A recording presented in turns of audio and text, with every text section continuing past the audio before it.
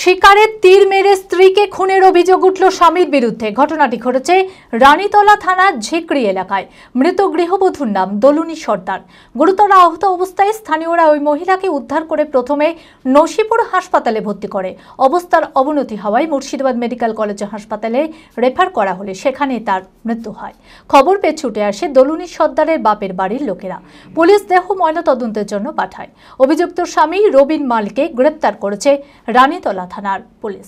মানসিক স্বাস্থ্যের জন্য সবার আগে যে নামটি মনে ভেসে ওঠে, সুস্থ মনের ঠিকানা মনোবীক্ষণ। যোগাযোগ নাম্বার 7477799516। 4 বছর আগে হরিহরপাড়া থানার চোয়ার বাসিন্দা রবিন মালের সঙ্গে রানীনগরের দলুনী সর্দারের বিয়ে হয়। 3 সন্তান রয়েছে তাদের।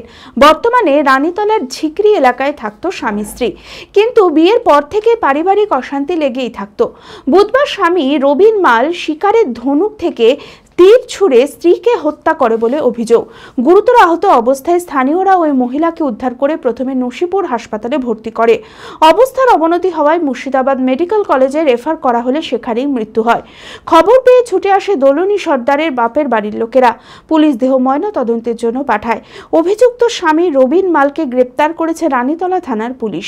কোথা থেকে ওই ব্যক্তি তীর ধনুক পেয়েছিল তা খতিয়ে দেখতে পুলিশ তদন্ত শুরু করেছে।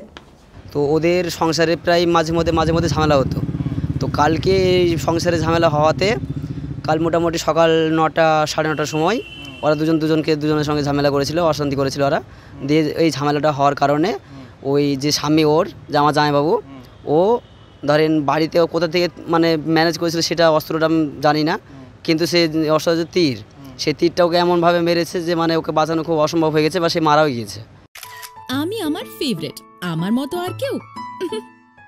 চঞ্চলতা তার কথায় কথায় জীবনে মিশে রঙ ভরায়, চুপি সারে মনে সে সাদে সবাইকে পাগল করে আমারই মতো আমার নিজের পতাকা। পতাকা চা, গজব কা স্বাদ।